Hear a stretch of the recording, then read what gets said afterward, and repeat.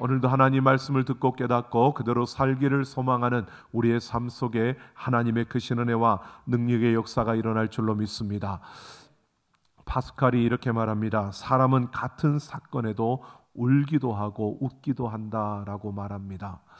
여러분, 똑같은 환경과 상황 속에 있는데도, 똑같은 일을 당하고 있는데도 불구하고요, 그것에 감사하며 그 길을 걷는 이들이 있는가 하면 원망과 불평하며 그 길을 걷는 이들도 있습니다.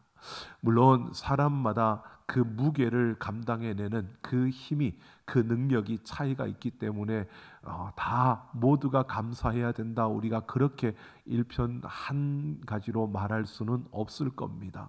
하지만 분명한 것은요, 똑같은 상황 속에서도 다를 수 있다는 것은 여러분, 우리가 감사할 수 있는 것이 그렇게 쉬운 일은 아니다라는 것을 생각해 봅니다. 여러 가지 이유들이 복합적으로 이루어지기 때문에 우리가 한편으로 감사하기가 참 어려운 게 우리의 삶의 모습이기도 하다라는 것을 우리가 생각해 봅니다.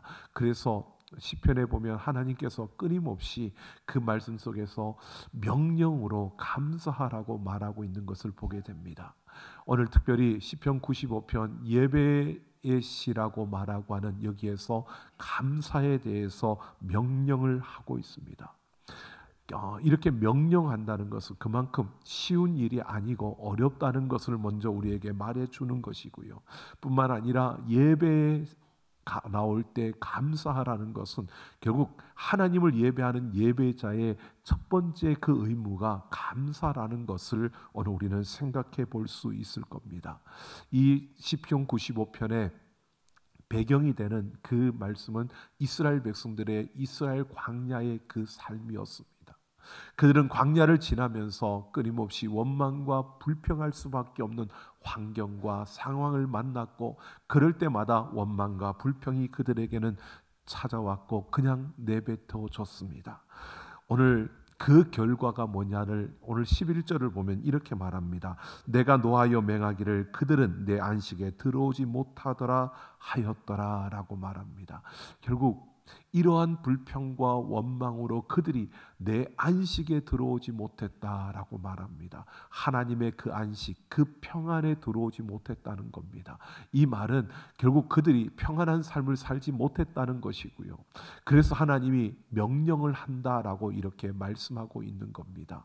여러분, 우리는 그럴 수밖에 없는 사람들입니다. 왜? 아담이 죄를 지음으로 말미암아 그 안식을 잃어버렸고 그 평안을 잃어버렸기 때문에 우리는 그 죄인의 모습으로 이 땅을 살아가면서 그 안식을 찾고 그 평안을 누리고자 우리가 발버둥치며 살아가는 인생이라는 겁니다. 그래서 모든 인생은 바로 이런 겁니다. 우리의 인생길이 뭐냐? 결국 잃어버렸던 그 안식과 그 평안을 찾고 누리기 위해서 우리가 발버둥치고 있는 게 우리의 인생길이다라고 이렇게 말할 수도 있는 겁니다. 여러분, 그런 가운데에서 오늘 우리는 이 말씀을 통해서 정말 참된 안식, 그 평안을 찾고 누리는 그런 삶을 살려면 오늘 우리가 어떻게 해야 되는지 하나님께서 명령하시는 이 명령을 통해서 우리가 함께 생각해 보려고 합니다. 오늘 1절 2절에서 네 가지로 명령을 합니다.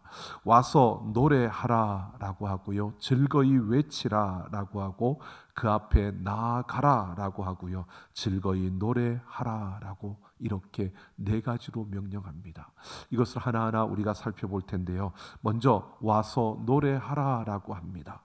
이 노래하라 라고 하는 것이 첫 번째도 나오고 네 번째도 나오는데 우리말로는 똑같이 되어 있지만 히브리어로는 다른 단어가 사용되었습니다. 먼저 첫 번째 노래하라 라고 하는 이 단어는 히브리어로 라난이라고 하는 단어입니다. 이것은 어떤 것이냐면 삐그덕거려서 상황이 너무 안 좋아서 우리에게서 비명이 나올 정도로 그렇게 힘들고 어려운 그런 상황 속에서도 너희가 노래하라라고 말하는 겁니다. 이 노래하라라고 하는데 그 상황이 어떤 상황이냐 하면 그냥 비명을 지를 정도로 그렇게 힘겨운 그러한 고통 속에 있을지라도 노래하라는 겁니다. 근데 이 노래하라라고 하는 이것이, 이 라난이라고 하는 것이요, 그냥 우리는 노래하라라고 했지만 이것을 번역을 하면 노래보다는 감사하라라고 하는 의미가 더 강합니다.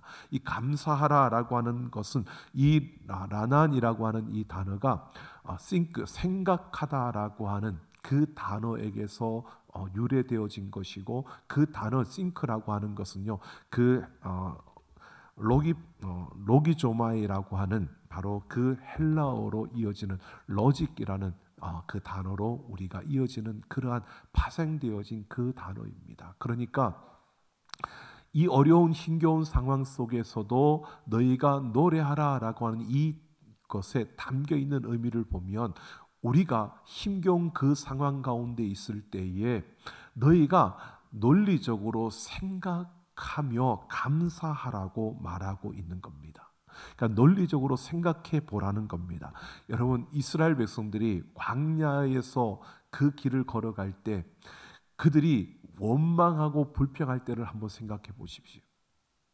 여러분, 물이 없습니다. 목이 마른데 물이 없고, 이 수많은 사람들을 다 목마른데 물이 없으니까, 오아시스를 찾지 못하니까 이들로서는 불평이 나올 수밖에 없는 겁니다. 그 상황 속에서 우리가 인간적으로 생각해 보면 그들이 먹을 것이 없어서 매일매일 만나를 내려주시는 것도 감사한데, 매일 똑같은 것을 먹다 보니까, 물론 굽고 삶고 해서 먹긴 하지만 그래도 매일 똑같은 걸 먹다 보니까 애굽에서 먹던 고기도 생각나고 애굽에서 먹던 다른 음식들도 생각나니까 이들이 불평하는 겁니다.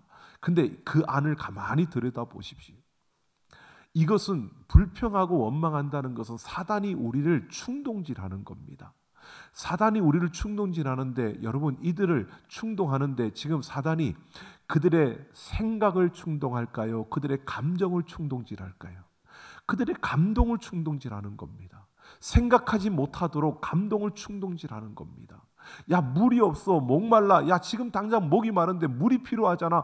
그리고 그들의 감정을 충동질하니까 이들은 생각지 못하는 겁니다. 여러분, 생각을 한다면, 이들이 논리적으로 조금만 생각하면, 이 감정을 조금 내려놓고 생각을 하면, 야, 하나님께서 우리를 애굽에서 이끌어내실 때에는 가나안 땅에 들어가게 하기 위해서 그 땅으로 인도하려고 우리를 인도하신 거야. 그러면 이 광야길은 그곳으로 가는 과정일 뿐이야 라고 생각할 수 있고요. 그리고 우리를 그곳에서 꺼낼 때 하나님께서 그냥 꺼내신 것이 아니야. 10가지 재앙을 통해서, 그리고 특별히 마지막 그 죽음의 재앙을 뛰어넘는 6월의 그 놀라운 역사를 통해서 우리를 살려주셨고, 우리를 그 생명으로 우리를 살려서 이곳으로 이끌어내신 거야.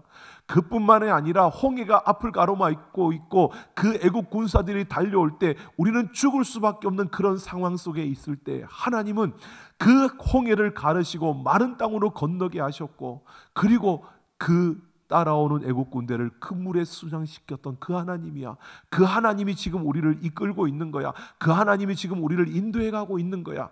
여러분, 논리적으로 조금만 그들이 생각을 했으면, 그 하나님께서 지금 우리에게 마실 물이 없는 이 상황 속에서 그 하나님께서 지금 우리를 위해 뭔가를 준비하셨을 거야. 그 하나님께서 뭔가를 우리에게 마련해 놓고 있을 거야.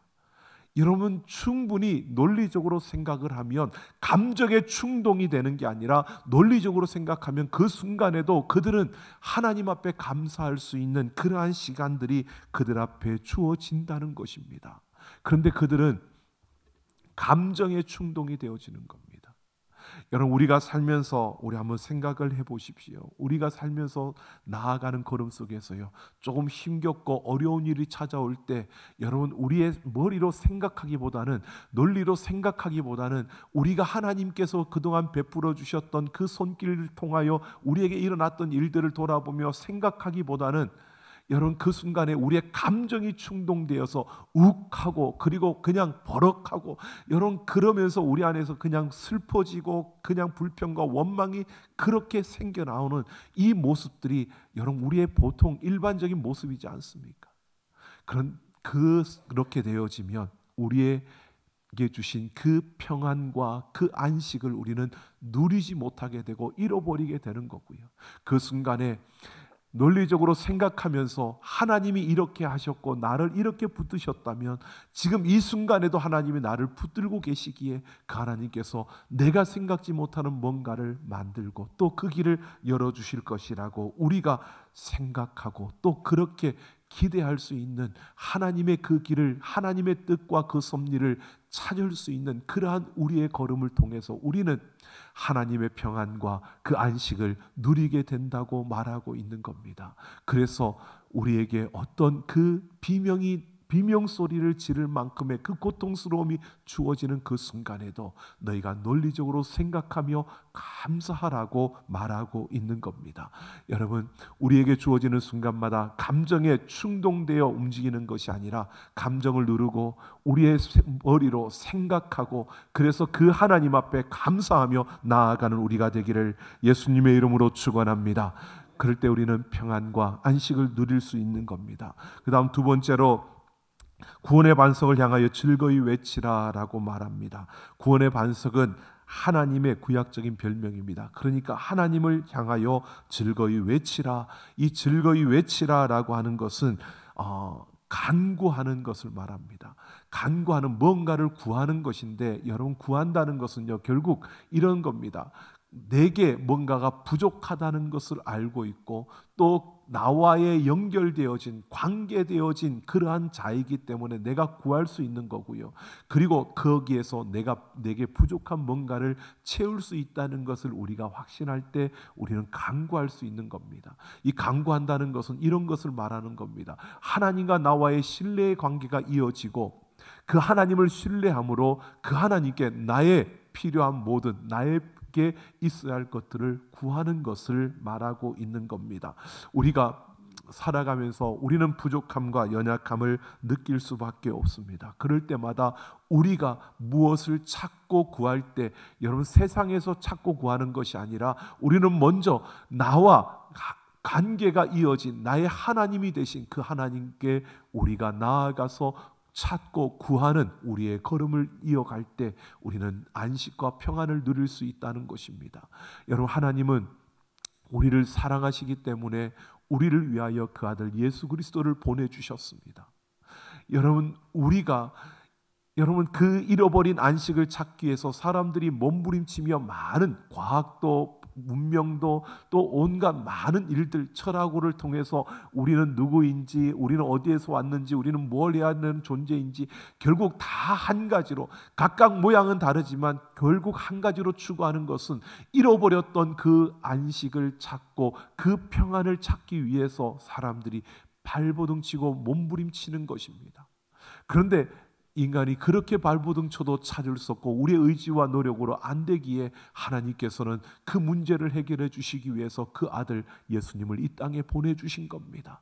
그 예수님께서 우리를 대신해서 십자가에서 우리의 죄값을 대신 치러주심으로 우리에게 그 길이 열려진 것입니다. 그만큼 하나님은 우리를 위하여 모든 것을 내어주실 만큼 준비하고 있고 우리가 구하면 우리에게 주시는 분이십니다. 그 하나님을 신뢰하고 그 하나님께 구하면 우리는 참된 안식과 그 평안을 누릴 수 있다는 것입니다. 그래서 빌립보서 4장 6절에 바울이 이렇게 말합니다. 아무것도 염려하지 말고 오직 모든 일에 기도와 간구와 그 간구로 하나님께 아뢰라라고 말하고 있습니다. 여러분 우리가 모든 일에 하나님께 기도와 간구로 아뢰는 이러한 우리의 걸음, 하나님을 신뢰하고 그 하나님 앞에 간구하는 그 하나님께 소망을 두고 구하는 우리 모두가 되기를 예수님의 이름으로 축원합니다. 또한 세 번째로 보면 그 앞에 나아가라라고 이렇게 말하고 있습니다. 그 앞에 나아간다는 것은요 하나님 앞에 나아가는 백성들의 민첩한 태도를 말하는 겁니다. 이 단어는 그냥 가는 것, 그 앞에 서는 것을 말하는 게 아니라 그 앞으로 나아가는 그 하나의 민첩한 빨리 움직이는 그 태도를 말하는데 이것은 어떤 거냐 하면 이런 겁니다. 하나님 품에 안겨지는 겁니다.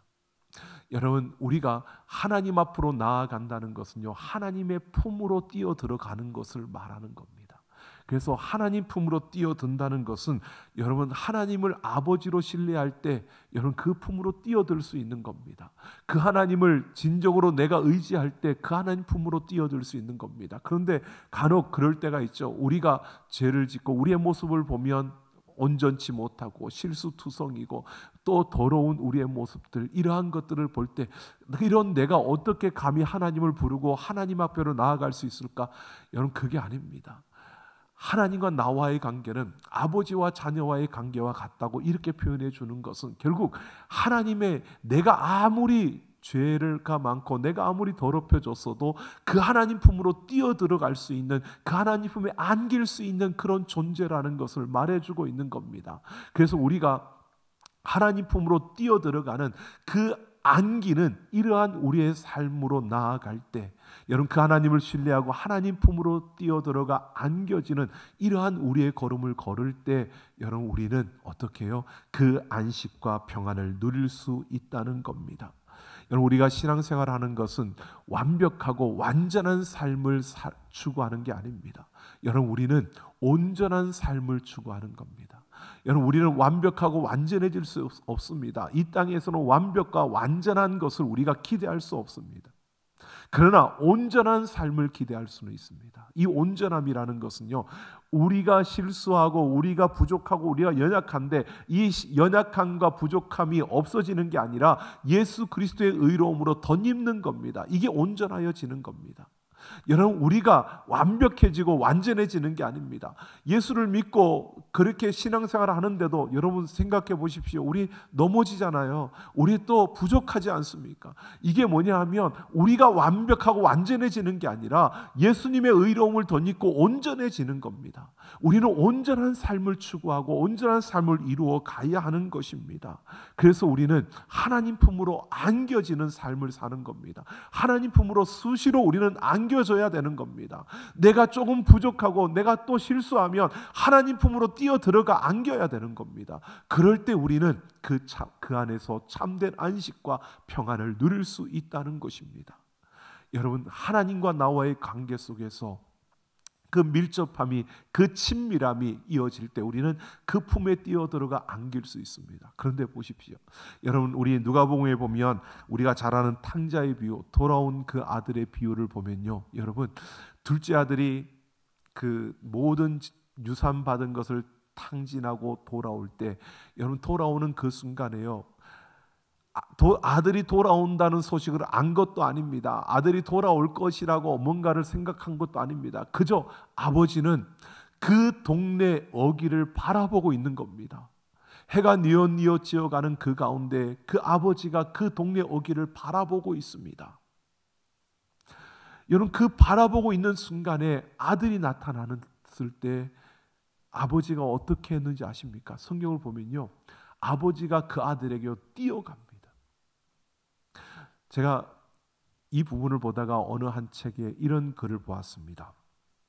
일반적으로 유대인들은 뛰지 않는답니다. 유대인들은 달려가지 않는답니다. 웬만큼 급하지 않고서는 달리지 않는답니다.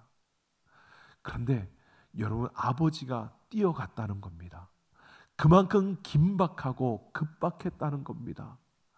물론 아버지가 아들이 너무 반가워서 뛰어갈 수도 있지만 여러분 왜 뛰어갔을까라고 생각해 보면요, 이렇게 말하는 것을 봤습니다. 신명기에 보면 페루나는 마을 공동체의 그 장로들의 눈에 띄면 돌로 쳐 죽여야 되는 존재입니다. 지금 아버지에게서 받을 유산을 가지고, 아버지가 죽은 것도 아니고 살아있는데 그걸 받아가지고 가서 탕진하고 돌아오는 아들은 페루나입니다. 이 아이는 장로들의 눈에 띄면 어떻게 해요? 돌에 맞아 죽어야 되는 상황이 벌어지는 겁니다. 돌로 쳐 죽이는 겁니다. 그러면 아버지의 입장에서 왜 뛰어갈까요? 반가워서 뛰어가지만 마을 다른 장로들의 눈에 띄기 전에 아버지가 그를 품기 위해서, 그를 안기 위해서 뛰어간다는 겁니다. 여러분 이걸 한번 그려보십시오. 죄인인데 죽을 수밖에 없는 자인데 하나님이 막 뛰어오는 겁니다. 왜? 품으로 안으려고요. 그런데 우리는 어떻습니까? 안겨야 되는데 안기지 않고 밋밋하게 뻣뻣하게 서가지고, 안겨야 되는데 그냥 아버지 그리고 죄송합니다 잘못했습니다 그리고 안기면 되는데 안기지 않고 뭐 잘났다고 뻣뻣하게 버티고 서가지고 먼 상만 보고 있고, 여러분 그게 우리의 모습은 아닌지, 여러분 하나님 품에 안겨야 되는 겁니다. 아버지 앞으로 나오라는 것은, 하나님 앞으로 나오라는 것은 여러분 그냥 그 앞에 서라는 게 아닙니다. 그 하나님 품에 뛰어 들어가 안기라는 겁니다. 너를 안기 위해서 달려온 그 하나님 품에 안기라는 겁니다. 여러분 그럴 때 우리는 참된 평안과 안식을 누릴 수 있다는 겁니다. 그 아버지가 옷을 갈아입히고 가락지를 끼우고 발에 신을 신기는, 여러분 이 회복이, 이 온전한 평화가 주어진다는 겁니다.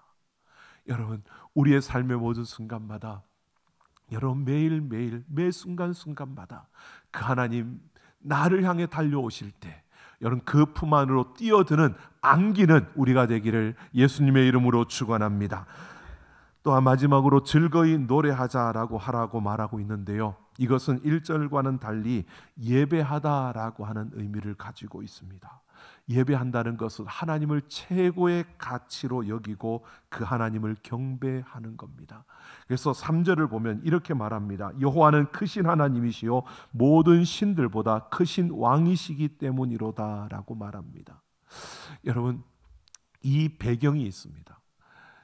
하나님은 모든 신들보다 크신 왕이기 때문에 너희가 그 하나님을 최고의 가치로 놓고 예배하라라고 이렇게 명령을 하고 있는데요, 이스라엘 백성들은 어떤 아픔을 가지고 있느냐, 여러분 보십시오. 그들은 사사시대에 기드온이 죽고 난 다음에 그 백성들이 그 세겜 출신 그 여인에게서 난 이 아비멜렉을 왕으로 삼으려고 했습니다. 여러분 그런 가정 속에서 그 백성들의 마음 속에는 왕을 세우고자 하는 강렬한 열망이 있었습니다. 그 사사시대를 여러분 핵심적으로 말하는 것이 뭐냐 하면, 저들에게 이스라엘의 왕이 없으므로 각자의 소견에 옳은 대로 행하였다라고 하는 게 사사시대의 모습입니다. 왕을 세우고자 했는데 왕이 없으므로 자기 소견에 옳은 대로 행하였다는 겁니다. 그런데 여러분 보십시오. 왕이 없었습니까? 아니요. 그들의 왕은 하나님이십니다. 그러니까 왕이 없으므로, 이스라엘의 왕이 없으므로 각자 자기의 소견에 옳은 대로 행하였다는 말은요, 어떤 의미냐 하면 결국 하나님이 왕이신데 하나님을 왕으로 대접하지 않고 하나님을 왕으로 여기지 않고 그렇게 자기들의 생각만 가지고 살았다는 것을 말하고 있는 겁니다. 끊임없이 왕을 추구하는데 하나님이 왕이신데 그 하나님을 왕으로 여기지 않고 계속 왕을 추구하는 겁니다. 사람의 왕을 세워달라는 겁니다. 하나님이 그래서 들어줘서 사울 왕을 세웠고 다윗 왕을 세웠고 왕들을 세웠는데 결국 보십시오. 나라가 갈려집니다. 왕들의 잘못으로 나라가 갈려집니다. 나라가 남쪽 북쪽으로 갈려져서 그 왕들이 계속 이어지는데, 그 왕들이요 백성들의 것을 탈취하고 백성들을 짓밟고 그 왕들이 잘못하는 것으로 인하여서 백성들이 고통을 겪고 아픔을 겪습니다. 그게 왕들의 역사입니다.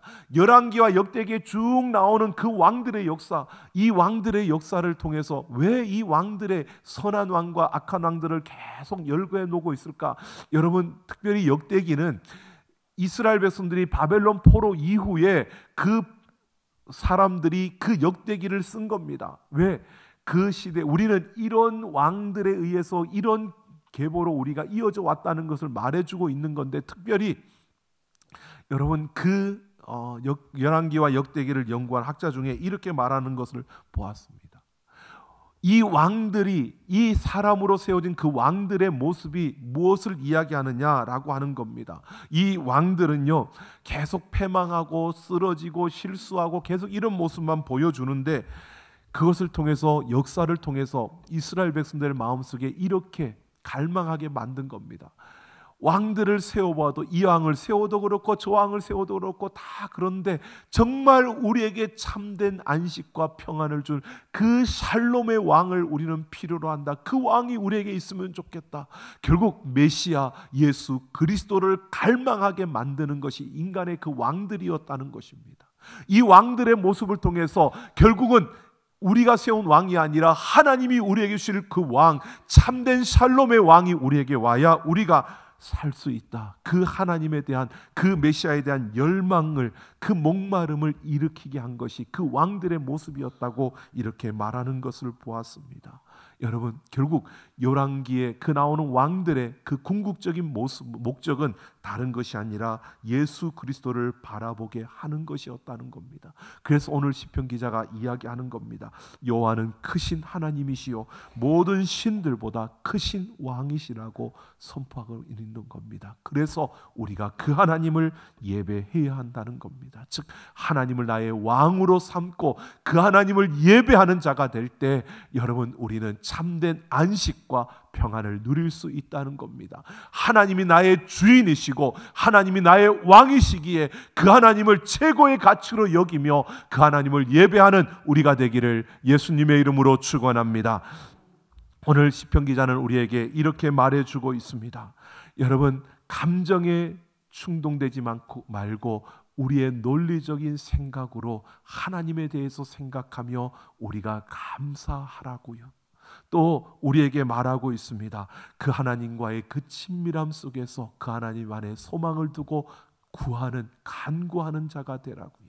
또한 우리에게 말하고 있습니다. 하나님이 우리를 위하여 달려오시니까 그 품에 뛰어 안기라고요. 그 하나님이 모든 왕들 위에 뛰어나신 왕이기에 나의 왕으로, 나의 주인으로 삼고 그 하나님을 최고의 가치로 높이는, 예배하는 예배자가 되라고요. 그럴 때 우리는 평안을 누릴 수 있고, 그럴 때 우리는 그 참된 안식을 회복할 수 있다는 겁니다.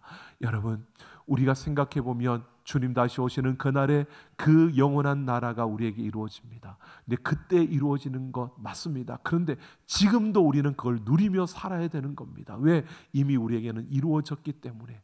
아직은 불완전한 이 세상 속에 있지만, 그러나 오늘을 살아낼 때, 오늘을 살아가는 지금 나의 걸음 속에서 우리는 그 영원한 평안을 누리며 그 안식을 누리며 살아갈 수 있습니다. 바로 오늘 시편 기자가 우리에게 말하는 것처럼요. 여러분, 생각하고 감사하며 사십시오. 여러분, 우리의 걸음 속에 하나님을 붙들고 그 하나님께 간구하며 살아가십시오. 여러분, 삶의 순간순간마다 하나님 품으로 뛰어들어가 안기십시오. 그리고 그 하나님을 나의 왕으로, 나의 주인으로 삼고 높이며 살아가는 우리의 삶을 살아감으로 여러분, 우리의 삶의 모든 순간마다, 아니 이 한 주간 여러분이 살아가는 그 삶의 자리에서 참된 안식과 그 평안을 누리며 살아가는 우리 모두가 되기를 예수님의 이름으로 축원합니다.